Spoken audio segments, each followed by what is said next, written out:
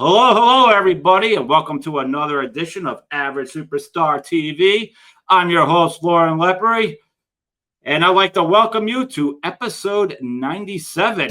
And this week's episode is going to be something really awesome, especially for the TV and film industry fans, particularly more into the horror department. I think that's a lot of my fan base, but I would like to take this time and thank this audience for checking us out. I'd like to take time to thank my producer, Ross, for leading me to my great guest here. So with that, my guest here as an actor on IMDb has about 170 credits. This guy is like a jack of all trades. He's been around a long time. This guy's been in everything from The Devil's Rejects to Witness, to Unstoppable, to Rango, to the TV shows like Family Business. Walking Dead Season 3, we definitely all remember that. Chicago Fire, the TV show House, Rob Zombie's Halloween, one of my personal favorites that's overlooked, Domino, which is a great movie. And he's also here to talk about his career, but he's also got a couple other films coming up. Ace in the Hole is a film he is producing and trying to bring to life. And he's currently got a film on Netflix right now called Murder at Yellowstone City. So with that super long intro, I welcome Lou Temple to Average Superstar TV. Hey, Lauren, so nice to be here. Thanks. Old 97. We're episode Old 97, which is a band that I like from the 90s, kind of a rockabilly band, the Old 97s that had a hit, top 40 hit called Time Bomb. And so your audience can check that out. It's a rockin' tune. And I believe I know who they are, and I believe they collaborated with Brandy Carlisle with a song a couple years ago that got pretty popular. Yeah. So we can reach out and touch that. Absolutely, we go back and forth. Music's my number one thing. Like I may be in the film, but like music is my life. You're talking to a guy who last week saw Devo, Allison Mourier from Yeah. And what the hell did I see? Oh, I saw someone else. I saw a third one. Well, that Allison Mourier and Devo, I don't know if they're playing together, but that's kind of a unique combination. They were solo. It was back-to-back nights. Okay. Well, that makes your eclectic taste resounding. It was Saturday night. I saw The Damned, which is a punk rock band. That's 50. So I'm very diverse. I go all over the place. This Friday I got Marilyn Manson. I think that's it for this week. But I'm definitely a concert goer. That is fantastic that you actually go out and see live music. And you know who would appreciate that is Rob Zombie, who, as you know, goes out and does a lot of live music, even still. And he is always excited that you're there, but his most exciting face in the audience is a 12-year-old kid like you when you were 12 or 13. That he's like psyched that some kid is getting a chance to see some rock and roll. I saw Rob as a White Zombie. Right. In front of almost nobody. I was a kid, but like almost in front of nobody. And I've seen Rob play the last 2 years. It was the same tour. It was Rob, Alice Cooper, Ministry, and Filter. It was the same tour the last 2 years. So I always try, especially Alice Cooper too. Like you put them separate, put them together. Forget it. You got to be there. You know. It's really interesting because I feel like, well, at least two of those bands, let's say Rob, i.e. White Zombie, and Ministry, they kind of start their own genre of music that I think we called industrial at that time, you know? And this Tuesday I see Ministry, but they're playing the first album back when it was like the pop stuff. Yeah, they're doing that. So I'll see that this Tuesday.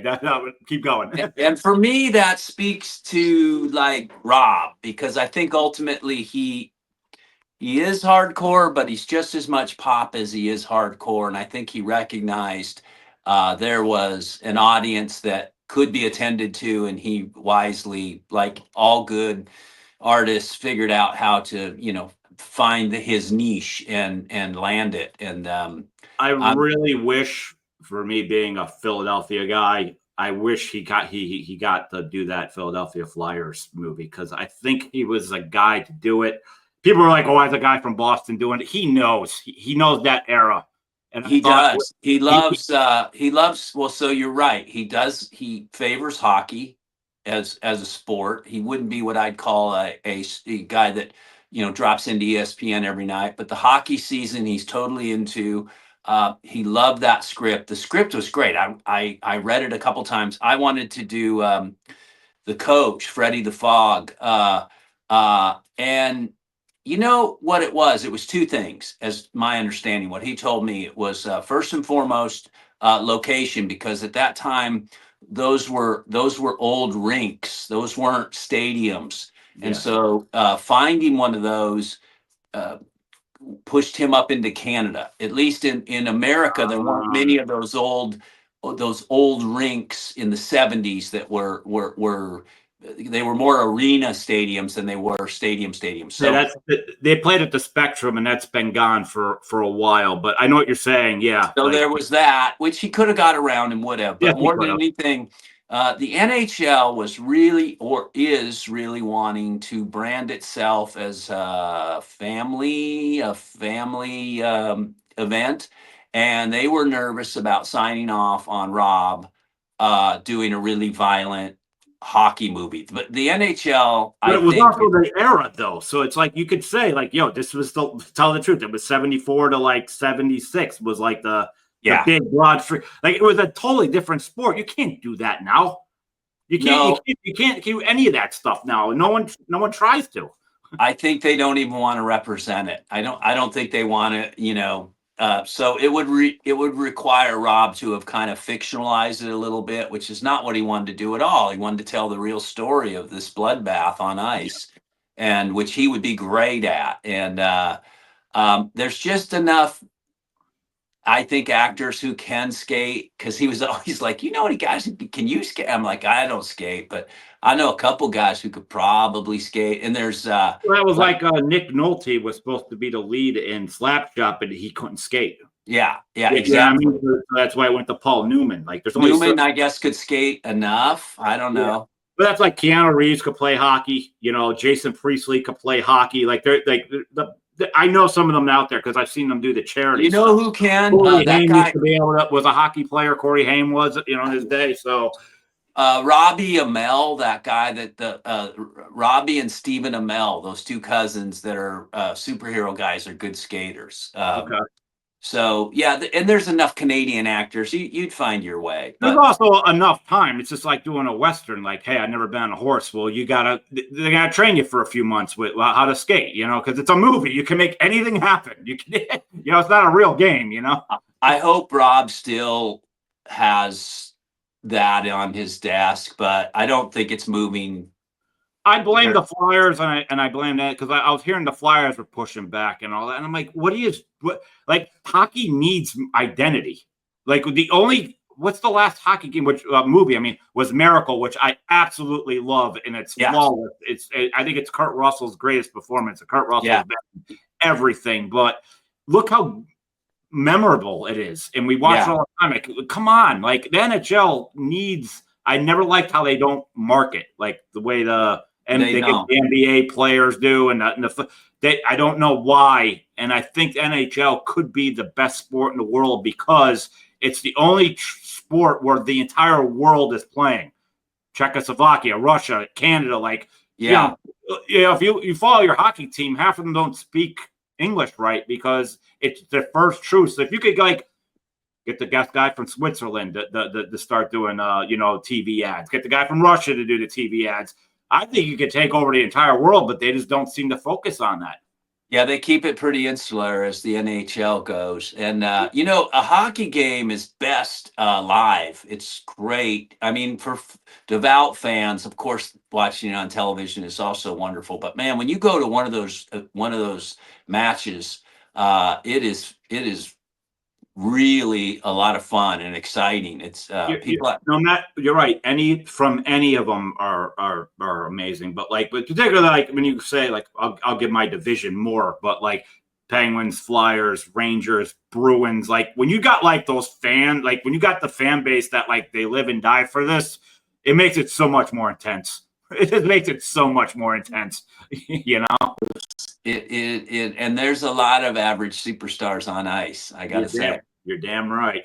But speaking, we've already brought Rob up and stuff. So I guess I gotta go, dude, because you were in, I say, one of the most perfect 10 horror movies of all time, and I'm kind of curious because I've always heard the stories how fast you guys had to shoot. I think it was like 30 days or something. There he is, the guy that spit in Otis Riffwood's face.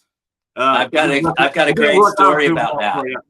Didn't work out too well for you when you did that, but Lauren, we're 20 years. We're 20 years reunion this year. I was just out with Bill Moseley, William Forsythe, and Michael Berryman. We were doing a thing in Detroit, as a matter of fact. And so, interestingly, we're verily getting together with little subgroups and going out and doing the conventions a little bit, meeting fans. But I saw you. I think it was you four are doing something else somewhere not too far from me. I like a state over, but maybe that was it. I don't know if it just happened, but yeah, I think there was a thing in Maryland, for instance. That was it. That's it, Maryland. Yeah, so I couldn't go, but I replaced myself with Tyler Main, who a lot of people don't know that he actually was in The Devil's Rejects. It's one of my favorite scenes. It's the poetic shootout, the entry of the opening of the movie, where he's trying to hold off the law, and it's all in slow motion, and it's got this great Allman Brothers music over the montage, and it's really it's the very first scene where Sheriff Lydell pulls up to the house and says, "We got you." Yeah, that's that. Yeah, and it's great. So that's Tyler Main, who replaced Bill Mukes. Robert Mukes. That's correct. So, and then of course Rob gets to know Tyler well on that shoot and recognizes this is my Michael Myers when I go about doing that. And so I called Michael Myers, i.e. Tyler, and I said, I can't make this little gig, but would you go? The thing about The Devil's Rejects, and I really can't, it's hard. You'll appreciate it, but it was lightning in a bottle. It really was. And I give the specific credit to at least four guys. One, of course, was Sid Haig, God rest his soul. Obviously, Bill Moseley, William Forsythe, who I referenced, and Ken Foray. These were really old pros in the genre. So not just old pros who were actors, and they are, but in that genre, I think like a Lugosi, I think like a Christopher,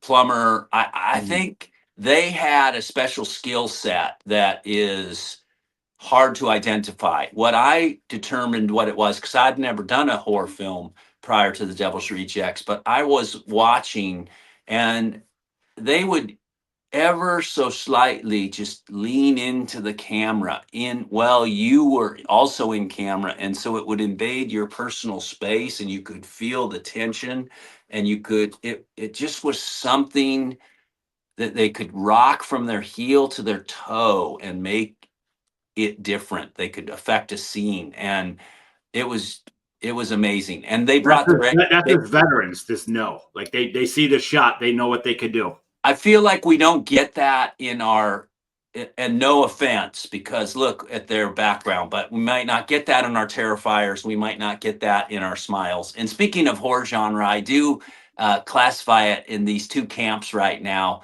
Terrifier being blood-soaked, gore porn. Yeah, a little campy, and then maybe more psychological terror for the Smile franchise. And I think you lean one way or the other, but The Devil's Reject certainly was its own thing. And we knew at the table read, it was really bizarre because typically you just sit there and go through it, kind of go through the beats. But, when Sid Haig, the first line came out of his mouth, we all just sort of got rigid and like, oh shit, this is on, and it's real, and it never stopped from there. And it's so different, and I love how when he did the House of a Thousand Corpses, you could tell he was tributing a lot of things from the past. And I just think like it's cool he introduced a bunch of new characters, but you could see his influence. And it's his first film, so maybe not try to go for it. So as soon as I saw the trailer for this, I'm like, that don't even look like the same movie. Yeah, And I think that's. and I loved it because it's like, but the second the Midnight Riders song kicked in, I looked at my friend when I was sitting there like, I think this is going to be something we're going to forever remember. Like we felt it right there. Like this is not that last film. I'm not knocking the last film. I'm just saying, Yeah, because the fact he took it over here and he knows the characters and just I was like, I think this is going to be something so wicked. And like every horror movie fan was going crazy for that entire month, being like, wow, like new. it was it was special for sure. I always think of Thousand Corpses as its own thing. Maybe his film school, maybe it wasn't quite as polished, maybe it wasn't quite the thing about Devil's Rejects that I always feel like every character has at least a little mini arc. There's a life that you see and you kind of attach to. Uh, um, even the guy that sells the Rhode Island Reds, and everybody has a life that you can attach to, just enough dark humor to relieve a little tension when it's heightened, for sure. Look at that jacket. I don't want to know about that fucking jacket, So it was special, and I think Rob was masterful at just keeping the reins held tightly but also loosely. And so it's like, for instance, with my character Adam Banjo, a lot of that of course isn't on the page, and the idea that I wanted him to be bravado and until the shit hits the fan, and then put on his wife's skirt, until he has to muster up the courage to fight the monster and die in a fiery crash, um, screaming out his buddy's name, so that it was memorable. And I think all the characters had these kinds of lives, or scenes that Rob allowed to be built and grow. And so he was really, he was very available for that, and he had an expectation for us to kind of bring. He's like, look, I'm providing the chips, but you guys bring the dip, all right? And we did. I remember Bill Mosley. I go to conventions all the time, so there was always the Q&As. Him and Sid used to do them like all the time together. But he said like the first film, he just read the script, like whatever Rob put on that script, I'm reading it, and that's it. But he said Devil's Rejects, like now that he had the character down, he worked with Rob before, as you were just saying, it was like, all right, we're going to do that, but we're going to also, I think it's like he gave you a little bit, like the whole house, I guess, a little bit more creative of like, if you feel something, do it. Is that sort of thing? Yeah, I think that's the great thing about Rob, is that he does write the script, but it's a blueprint. So, it's definitely not, it's just the framework of what he's wanting to get done. And he hires um, his ensemble cast to sort of to do the work. There's a lot of times I'll go to him and he'll be like, man, that's why I hired you. I wrote it, but that doesn't mean it's that good. It's only good when you make it better. So please figure that out. I'll try to help you. Like Rob and I have this interesting shorthand, and it starts actually with music. And it started in Devil's Rejects with Adam Banjo. What kind of music does Adam listen to? And I'll put 4 or 5 songs down, which for Adam, for me, was Creedence Clearwater, and Rob was very amenable to that. And so he'll respond with a certain, chicken fingers types of sounds, where that might be Roy Clark or Buck Owens, that kind of stuff. And then as we do other characters, for instance, in the movie 31, when I kind of was a little lost with my guy Psycho Head as to his soundtrack, because I know Rob is pop centric, believe it or not. I was like, well, what do you think? Are we talking like Elton John, Benny and the Jets? He's like, no, way off. I'm thinking Black Betty, Ram Jam. And so when he does that, it tells me as much as I need to know about the character. It's so interesting. Like when you just reference a song, you know exactly who that person is that likes that song and what that says about them. And then you just go from there. So I love that with Rob. And I have complete confidence that I can go, hey, what's the soundtrack of this guy's life, are you thinking? And he likes to be able to say blah blah blah blah blah. And we don't have to go through, well, what, So how was he raised or I anything. I got to ask you about one of your fellow cast members of that though, but I know I hear good things about her, but I was always a big fan from back when she was with Jack Tripper. But like Priscilla Barnes doing that scene, like this guy, how was she as a person? And two, like when that scene's happening, I'm just curious how was the room when that was going on? Well, she's a wonderful person. Obviously, she has had a great career, and she continues to work. Not enough, in my opinion. It would be good to see her more mainstream, even still. I think she had a nice run on this show, Jane the Virgin. Uh, the thing about her level of commitment, she's a student of the craft, and so she never comes at anything with an absolute, this is how I'm going to do it. I know she's really available to to play, and I think that's incredible, because she knows her work, but she doesn't know what someone else is going to bring, and so she can make adjustments on her feet very quickly. I think she's a wonderful actress this way. As that scene goes, I don't think any of us expected. She might have had an inkling as to where it could go.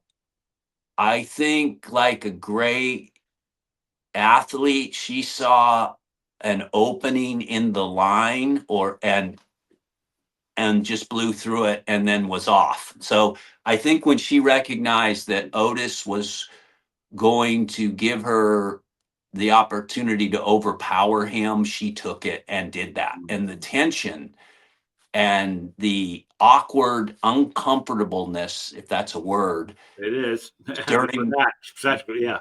during that scene was palpable. And so much so that I could tell Mosley was, not Otis, but Bill Mosley was really not comfortable with how this was going, which I get, because he had no expectation that he was going to be sexually assaulted, so to speak, or overwhelmed by this actor, and that she was not going to dial it back at all. And she understood that Rob was okay with that. It was a safe space, and it was it was overwhelming. And I don't think anybody uh, could believe, after that first take, what she had done. And then Rob's like, we could push it even further, and most of us were like, how? and Yeah, and Bill. Priscilla did. And so that scene is epic, and she doesn't get enough credit for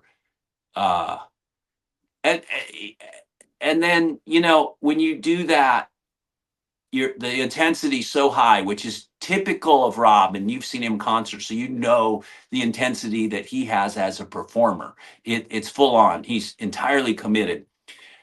Then you have someone like Jeffrey Lewis, who he's not making light of that situation, but he interjects uh, something that is light, but it's perfect because it breaks. We needed the tension broke.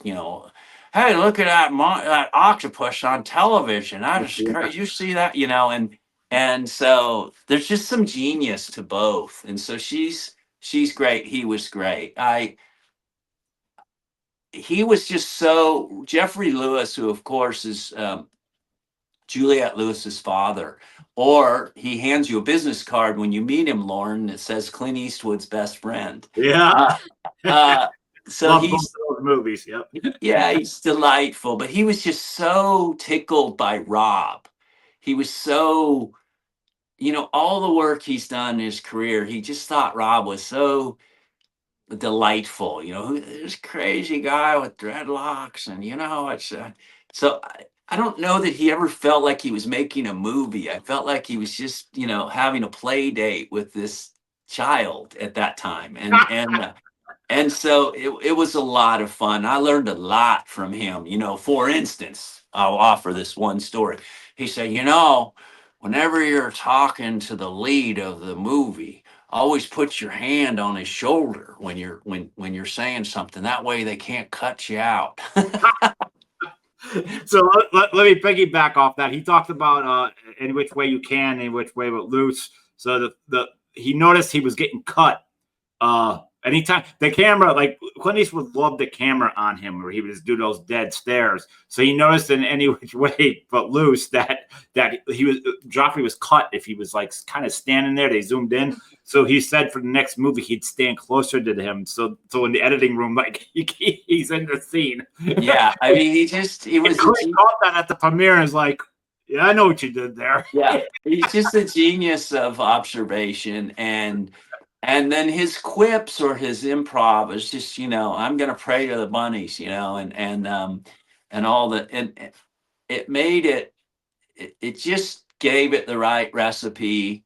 It gave it the right spice to, I think, elicit the audience to care for the characters, and everybody kind of had that. Everybody, Danny Trejo and Diamond Dallas Page, the unholy duo, and uh, just everybody. What's wrong, kid? Don't you like clowns? That kid was great, and PJ Souls, obviously, and Mary Warnoff, and just Ginger you Lynn. know. You had everybody, yeah, like yeah. I He mean, kept going look, out on you have Dan Roebuck and Dwayne Whitaker doing this great television, like, public access TV show about the occult, which was genius. It's just great. And look at Dan has been brilliant in Rob's movies, from that 31, that opening monologue Richard Brake does, to being Grandpa in the Munsters. He's genius, man. Yep. He's in Pennsylvania now. Yeah, Oh, that's right. He's a Bethlehem. He's a Bethlehem guy, Lauren. Yeah. yeah.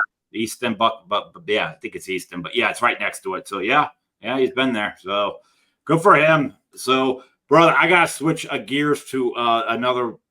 Well, I know my audience love it, and this is almost just for me too. But dude, you were in Walking Dead season 3 when it was the hottest show for like up to like good 5 seasons. So I just Yeah. gotta pick your brain on that, dude. What was that like being in a show that's like beating Sunday night football? Like it's Yeah. actually it's destroying everything. Yeah, I mean it was the hottest thing. Yeah, there you go. Sweet. This little Axel, little crochet Axel. Uh, we get lovely gifts, so that's part of it. It is the gift that keeps on giving. At the time that I was cast, I didn't know much about. I wasn't watching the show, to be fair. Okay.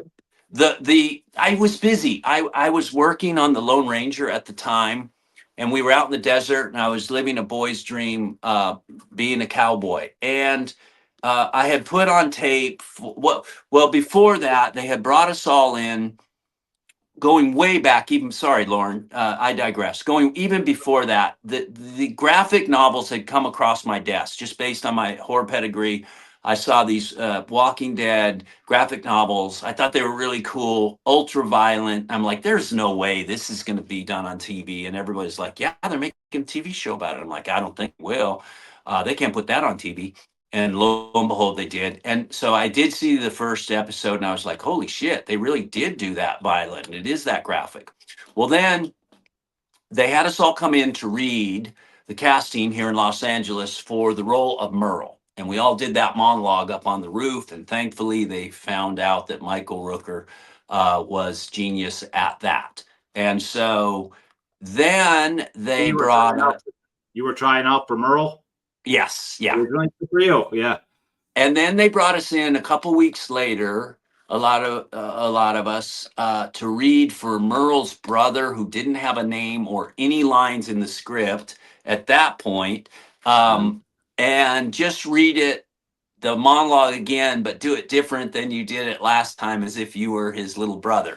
And of course, this became Daryl, and thankfully they found Norman Reedus, who I'm wearing Norman's cap ride from Louisiana today.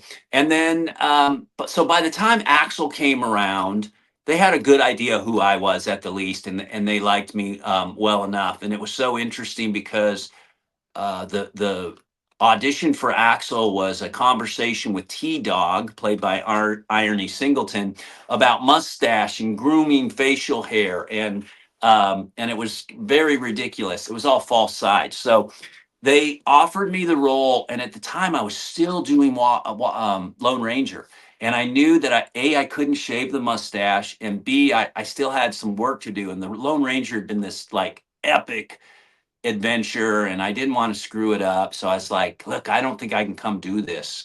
And they're like, no, we'll work with your schedule. I'm like, I know, but I don't think you're going to, let me keep the mustache, and I can't shave it. And they're like, no, no, no, no, no, no. And so it did all work out. And so when I showed up, I only knew one person on set, and that was Norman, because we had been friends here in Hollywood, and I didn't see him. And I saw these fake names like Godzilla and Raptor on people's trailers doors on there, and I thought I had got duped. I thought, oh, this is some YouTube show I've hired on to do. And then finally Norman comes out. He goes, yeah, we're trying to fly under the radar over here. And I'm like, why? And he goes, you'll see. And I did. And so it was great. One more story. This is a good story. Was it this what fans trying to like surrounding the prison, like because they know where you're filming? No, I'm in the hotel lobby. I've just arrived. I'm in Atlanta, and I run into Chris Hardwick. Yes. So I know Chris Hardwick, who, for those of you who don't know, is the host or was the host of The Talking Dead. But before that, he actually had been in the House of a Thousand Corpses. Yes, he was. He's a big Rob Zombie friend of the Zombie ensemble. He's part of it. And so we've known each other socially for years. And I run into Chris. He's like, hey, Lou, how you doing? And I got nervous because I had signed an NDA where I couldn't even talk about me being on the show. And I'm like, oh, I'm good. And he goes, what's up? And I'm like, I'm just in town doing this indie film. He goes, oh, really? And I go, yeah. He goes, okay. You want to ride or anywhere? I'm like, no, I think they're coming to get me. And I go to set, and who do I run into on the set is Chris Hardwick. And he goes, Lou, you just lied to me. And I'm like, you don't understand. He goes, do you think I didn't know that you have been cast in The Walking Dead? I'm like, I didn't know. I don't know, And so I kind of stepped on my dick, but for the right reasons, as it goes. The Walking Dead was great because everybody was on the same side of the rope. Andrew Lincoln was our GOAT. He was our Tom Brady. He worked tirelessly. And also he wanted everybody to have that work ethic, but everybody to have a piece of the invested product. And he wanted everyone to collaborate, and he was great. And the whole show was that way. There were no divas. There was no hierarchy. From crew to wardrobe to producers to writers, everybody was pulling on the same side of the rope, and we were busting our ass because we only had 10 days to shoot an episode, and we would be exhausted and realize we'd done really great work. So that was the validation. And then we started to see the audience, the numbers. And so that was even better validation. And then we realized, shit, we've got to do better next week. We've got to bring it even more. And so it's unlike anything I've ever been a part of, I have to say. And it was great. It was a wonderful experience. It was wonderful watching Andrew Lincoln. I feel like you said, to your point, Lauren, on season 3, which could have been, getting towards the apex. I feel like the show and the writers were still writing it for Sheriff Rick Grimes and Andrew Lincoln's character. And as the world expanded, it kind of diluted that. And I think the show suffered a little bit. There's just a lot for the writers to have to do. And then for me, when Andrew left the show, it changed. It changed. You know what? I gotta say, I never jumped off the wagon because as soon as you say Walking Dead, someone will say like, "Well, I stopped here." First thing I say is any show that goes 11 seasons, but I just understand if someone can't do 11 seasons. But you gotta like Happy Days, Married with Children. Like, there's not many that get to that. But particularly even when Negan came around, that was just a violent fest for like years to come. I love for everybody that checks out. I fell in love with the new characters that came in. Good. When Rick left, yeah, I was out of hole, but then you jump ahead 6 years, and people's appearance changed. You got Judith Grimes, and yeah, I dug everything. I held right to the end. And I think it's smart with Dead City and Daryl and Rick and Michonne. Like just shoot 6 episodes. Don't try to milk it for extended seasons. I dig it. The only thing I would have did a little bit different, and I understand there's producers and stuff don't want to stop, but it would have been kind of cool if they stopped it for maybe about 4 or 5 years, for everybody to kind of want to see what happens. But I feel like that was the plan, Lauren, was to do these 2 movies. Yeah. During that time, and take a hiatus, do 2 movies, offer the audience, excuse me, some answers, and they just never got around to it. The schedules didn't line up. And the one thing I could also say from your season, to me, the Governor was the absolute top best. Like heel, like he was, and that's why I said Negan, the Alpha, whatever. You could go through that whole list. They were kind of cool and also liked, even though they were the bad guy. Yeah. The Governor, to me, I hated him every waking second. There was nothing likable about the guy, and that is what I like in a bad role. So, like, what he had says demise. Like, I remember screaming in my chair. I don't get animated about nothing, but I'm like, wow, this show actually hooked me because Negan was cool the second he walked out. Yeah, he did some horrible things, but you couldn't help but to like the guy because he was cool. Yeah, he was likable, and he's kind of the quintessential bad boy, and he was Stone Cold Steve Austin. Like, he's the bad guy, but you can't help but to root for him at the same time, Yeah, exactly. And he's handsome, and he's charming, and he's funny. His lines are just hilarious. Like, it was Governor that's completely Governor at all. And even when he had that, like, because kind of like he was lost for a little bit, and they were like trying to make us feel bad. I was like, no, I ain't falling for this. I know it's coming. And I was like, yep, see, there you go. I thought he was complicated. I thought that the idea of trying to keep his daughter alive and maybe have some miracle that he could save her was madness, and just the unraveling. I give David Morse a lot of credit for that, playing that role. He based it on a book written by Jay Bonasagna called Rise of the Governor. And it is very complicated character, and David, I thought, was delicious at it, and difficult, obviously. When you take out Herschel, again, Scott Wilson, God rest his soul, then you're not going to elicit a lot of fans.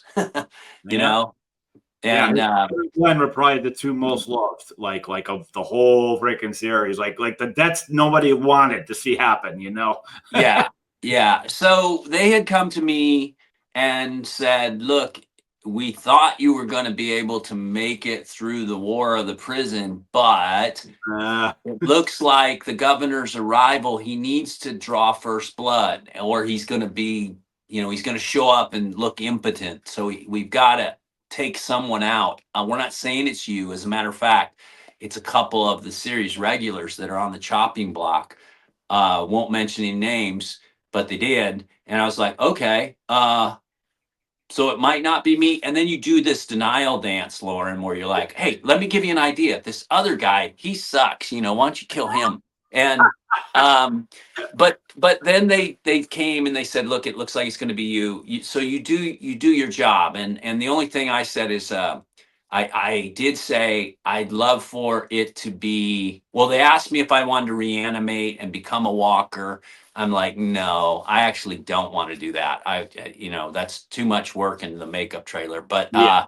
But I remember the Zapruder tapes, Zapruder, the Kennedy assassination. That how shocking it was, to the headshot, the kill shot, and so I felt like I wanted that, and they were genius in writing that. And also, in the moment, I realized that I wanted blood on Carol's hands, and I wanted her to have to deal with this dead body in the moment. And we didn't know how it was going to go. And she was the one that came up with the idea that she'd use me as a human sandbag.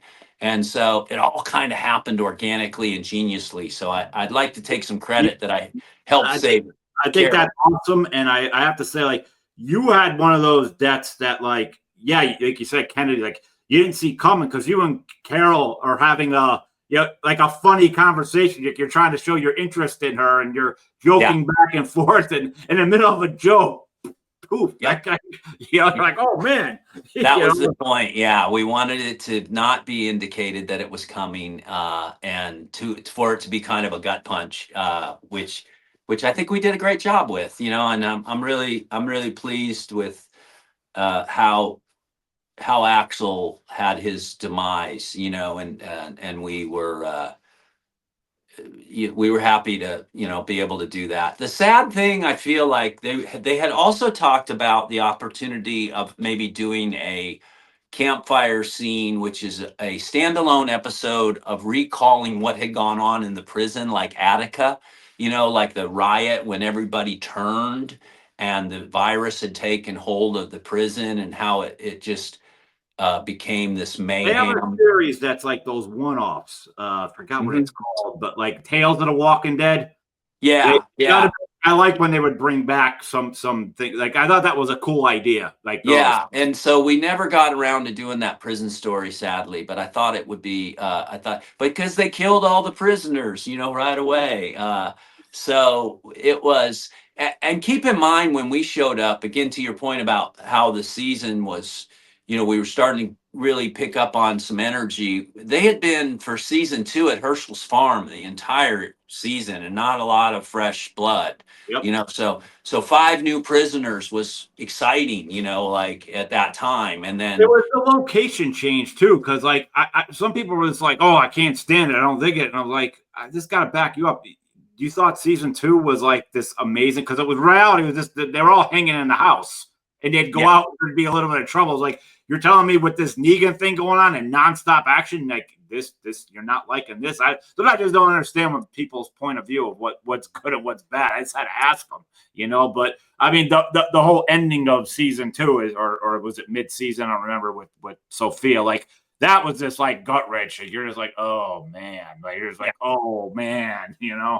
So I thought that they were particularly good, and the writers were great at being able to bring things in perspective, like Sophia, or like look at the flowers, for instance, or uh, you know, even Rick's exit, seeing the helicopter. yep. Yeah. So Crazy. So, brother, I gotta switch one gear for one last fan thing that you've done, because you're in a movie that a lot of people don't talk about. I remember going to the theater like opening day. I'm a giant Mickey Rourke fan, but I ah, knew, like, based on real life, but I always hear she wasn't thrilled with the movie herself. But your part's pretty badass. I don't care who doesn't like what. That's a badass movie. But I gotta ask you about Domino. yeah, I love Domino, and I feel like Tony Scott again. I'm referencing a lot of heroes that have passed, and I had the opportunity to do 3 films for Tony Scott, who's one of our great action directors. Yeah.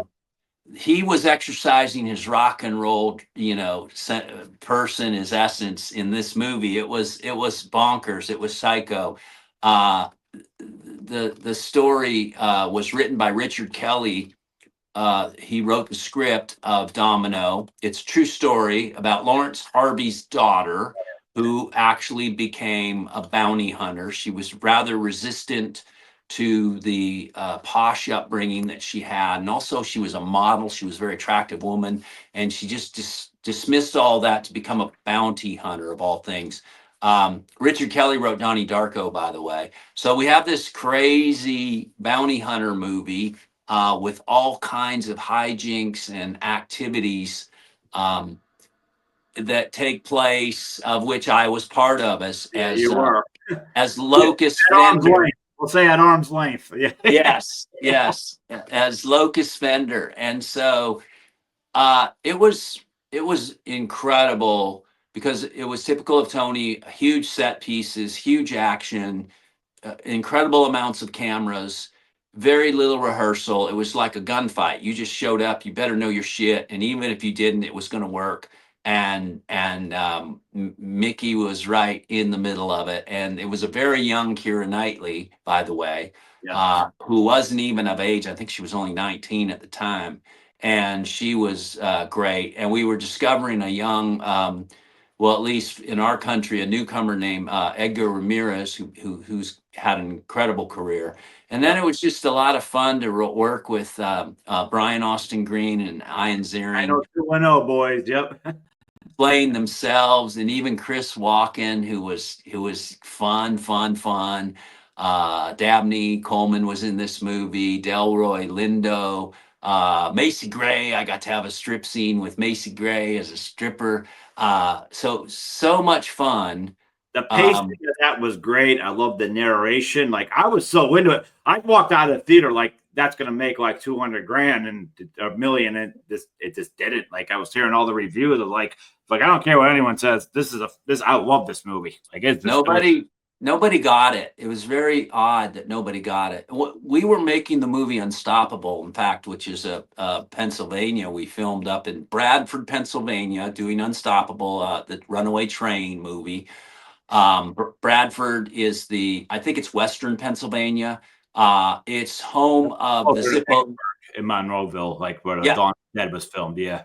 yeah. And so Tony called me in the middle of the night.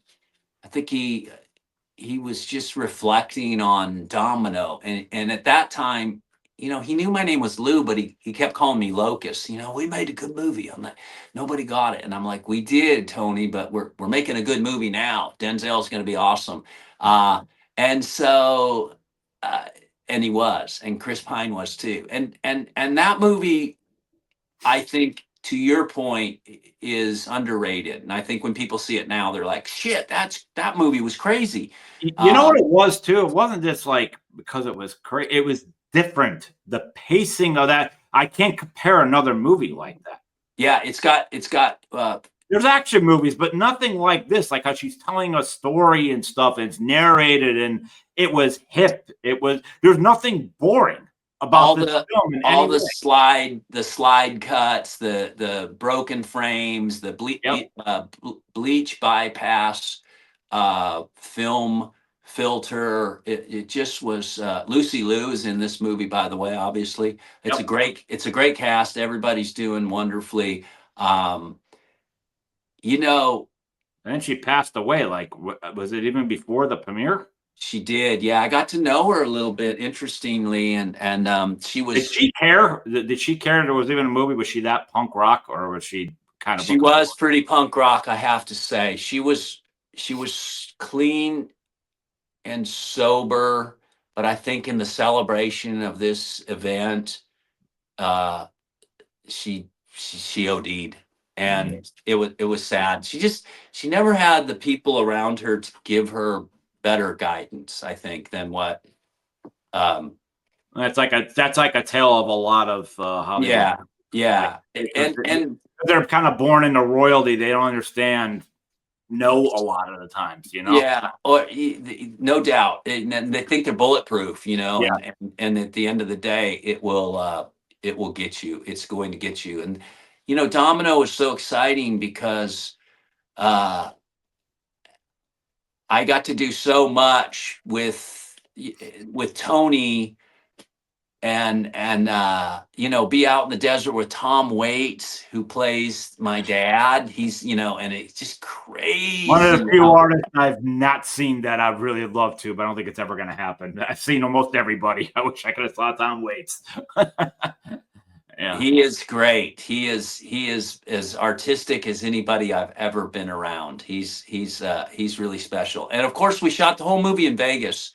Or actually, we shot some of it here in Los Angeles. But he had access to the stratosphere. They were remodeling it, so he got to blow up the top floor of the stratosphere with helicopters and pyrotechnics. It was unbelievable, crazy.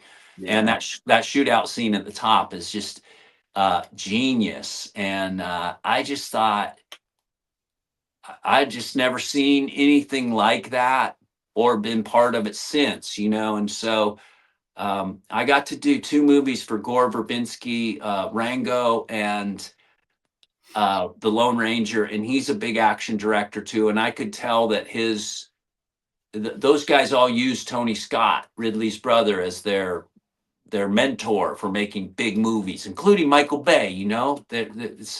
It's definitely so interesting. And he had a group of actors like Mickey Rourke, definitely like Denzel Washington, Val Kilmer.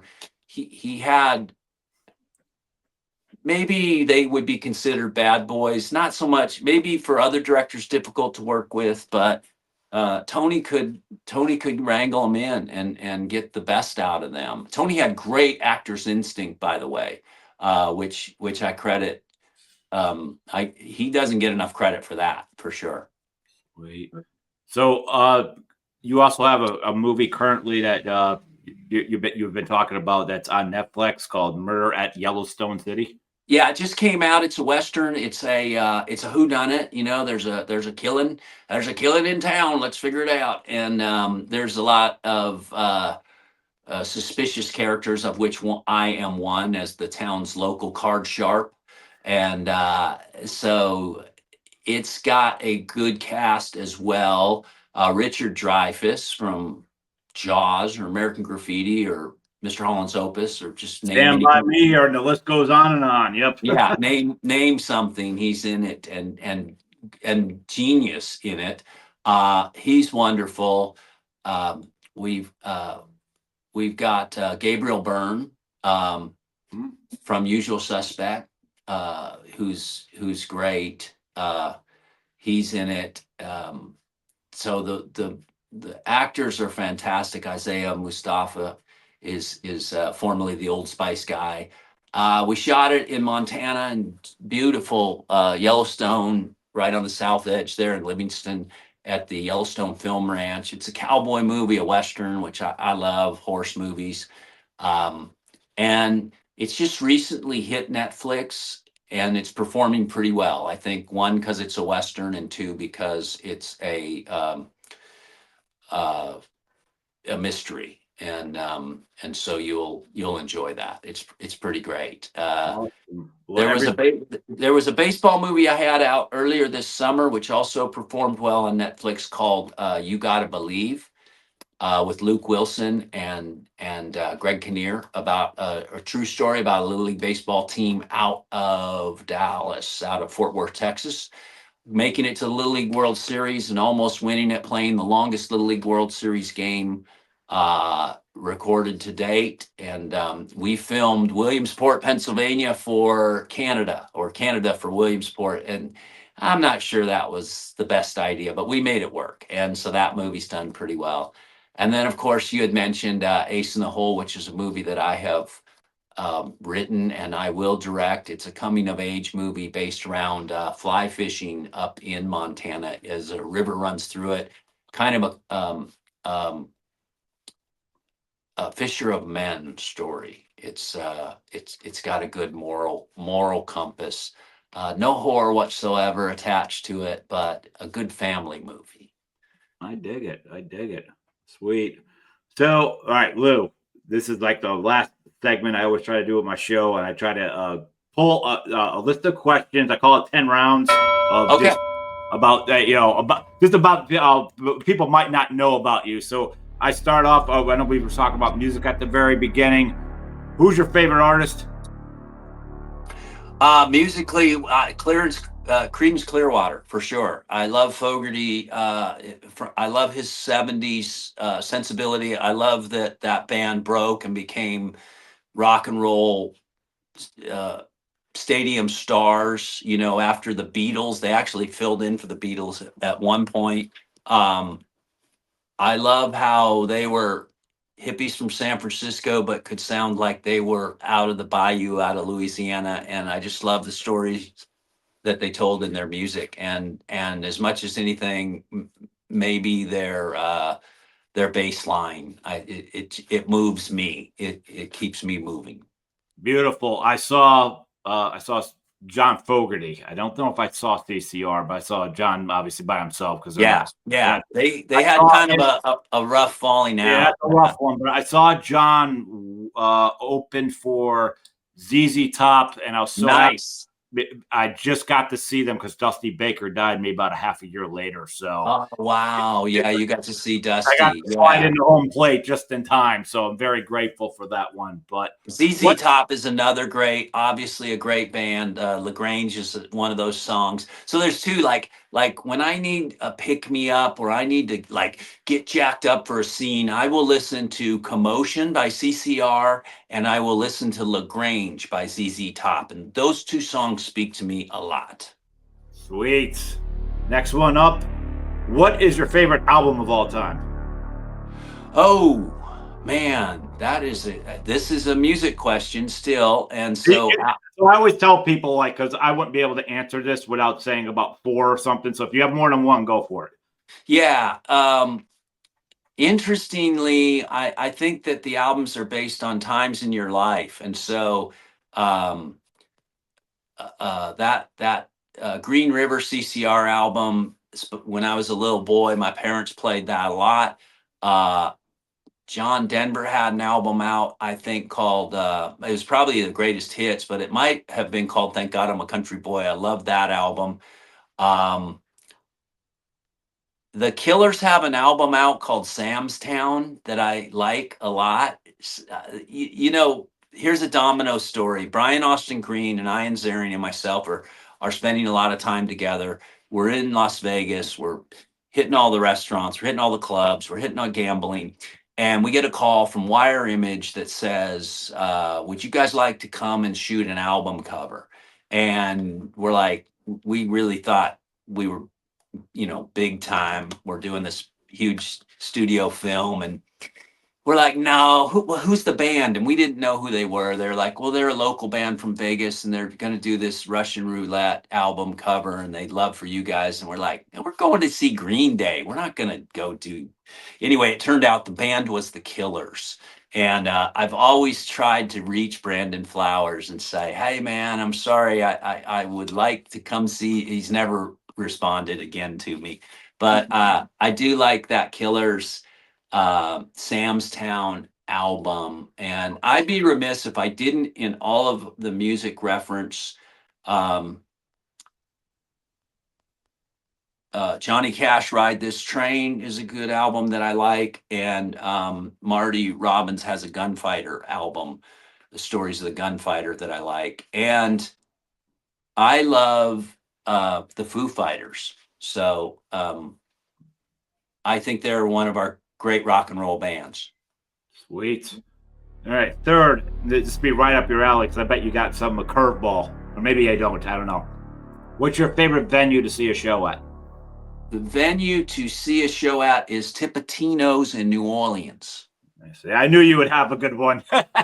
Tips is a great place, and why it's great is because it's very intimate. It's an old room that has great sound, and usually you are seeing somebody who wants to play there, so they've either not broke yet or they have broke but want to have a little tradition. So I've seen some incredible bands, you know, and been able to kind of just connect with the band and tell them how much I love them. People like Better Than Ezra, or um, the Counting Crows. I remember one night being with them with Adam. I think Adam Duritz is his name, from the lead singer. I know his first name's Adam. I don't know. I can't say his last. Yeah, I think he might be out of Baltimore or DC area, and so Tips is a great place. If you get to New Orleans, that's a perfect venue to see a show. Sweet. Here's a good one now. This is the last one of the music too. What is the artist that you think is this underrated, which you just don't understand why they're not like gigantic, like or bigger than they should be? That is an interesting. I'm all about the story. So music is storytelling, a big part of it for me. And there was an artist that came out that really spoke to me during my Walking Dead uh, Okay. world, and his name was Citizen Cope. I worked him. I worked that show a few times actually. When they come through Philly. Okay. I thought he was kind of fantastic. I thought his sound was really unique, and I guess I didn't get why more people didn't get him. But maybe he's like a little hidden, like Wilco, kind of a little hidden genius, Sweet. All right, shifting away from music. Just curious because you're a film guy. You're probably all over the place. What's your favorite like place outside of the country? Like any particular country or city that you just I love going there. Like that's just my place. Yeah, Berlin is by far the city that and it's just because it's so rife with artistry, and they still give their artists respect, and they haven't priced them out. They can still live in town. There's so much music. There's so much film. There's so much literature. There's so much paint on canvas art. It's really incredible. And so I just think the city's real vibrant. I like Germany. So I like Berlin. Out of London, Paris, Prague, Amsterdam. I like Berlin. Sweet. All right. Switching into the acting world, back to the acting world. We'll say, who's your favorite actor? Paul Newman. I love him. You referenced him in Slapshot. My favorite movie that he did would be The Verdict, actually, because I thought his performance was so nuanced. But I also love him in HUD and Cool Hand Luke. And so just about anything, and Butch Cassidy, just anything that I've ever seen him in, I got to audition for a movie that I think Nobody's Fool. And I wanted to get that role so bad. And then I remember I did a voiceover audition for the original Cars movie, and I didn't get that either, but he was in that. So I don't have any crossover with Mr. Newman, but that would be great. And I love him. And then there's a character actor named Warren Oates who I like very, very much. And he was one of Sam Peckinpah's guys, and I think he was kind of genius, kind of incredible. And there's a guy out working right now. Well, there's several, but my contemporaries, but people like Walton Goggins, Sam Rockwell, and there's an actor named Bill Camp, and I think their work is exceptional, along with like Michael Shannon too. Michael Shannon. To me, it's like Michael Shannon and Daniel Day-Lewis. I almost say like I don't believe other actors, but like when Michael Shannon hits there, like that guy just seemed and Daniel Day, they just seem to like everything they're doing is completely real. Yeah. Even Michael Shannon in Man of Steel, I was like, wow, like look how mad this guy is in his role of I was just doing my job. My job was to protect Krypton. Why the hell am I on trial? Like that intense that he brings in Boardwalk Empire. I mean, he's freaking amazing. Yeah, he does. Where we see him for the first time in a movie Jeff Nichols wrote and directed called Take Shelter. It's an indie, and it's genius, and nobody believes him that the sky actually is falling, and in the end it does. So he's great, and just kind of going through, am I mad or is there a truth to this? So pretty genius. Yeah, absolutely. All right, so if you have one for this answer, cool, but if you have more than one, that's accepted. What's your favorite flick? Well, it is always, and not just for the holiday season. It's a Wonderful Life with Jimmy Stewart. Yeah. I guess I like the um, nostalgic um, message that at bygone times, and I appreciate it. It's a feel good movie, and no man who has friends is a failure, and so I really appreciate that movie. So um, I love that movie. The Verdict is right there. I think the psychology of The Verdict, a courtroom drama, uh, the ethos, pathos, the heart wrenching. What the characters need, the conflicts is great. I love that. I like Network. I like this Oh my Penn gosh, San. great! Tell me, network wasn't predicting our future. Yeah, look at us now. They were there before all of it. Like, you can make money here, and that's like chaos. My favorite horror film, I always say, is Rosemary's Baby. If we, I think that's psychological terror and it's frightening. I also like, as new stuff goes, I like this movie, The Babadook, that came out. Okay. Thought it was really, really great about, the horrors of a single mother. Um, and let me ask you, if I were going to say, which camp are you, Terrifier or Smile? Is that a fair question? All right. So, all right, too loaded. Smile. When I saw it, I was. I'm not gonna lie, dude. I was upset with it because I was like, this is just like It Follows, and it's just, it was just a copy and paste. It didn't do it for me. So Right. when you say Smile, like I didn't even try Smile too because that agitated me. Now Terrifier, I have hand in the second movie. The final scene between Sienna and Art was fought in Philadelphia. I Oh, Damien and Phil Falcone because I came friendly with them. It's like, yo, I could get you a location if you need a. oh, great. So I helped that, and I was also if anybody pays attention, it's so fast. But in the club scene, I am the DJ, so I was there for about 15 days out of the 70 for the Oh, filming. shit. So I have a connection to the Terrifier. So, Okay. Okay. but so I'll obviously I would say more than Smile, that's for sure. But like you say, Well, we both, it, so I you, I gotta deflect when you say this question to somebody else. They may I got not you. be considered these movies are not slashers, but to me, the James Wan universe is the most important thing that happened in horror since The Devil's Rejects. Because at least you got your Conjuring, you got your Annabelle.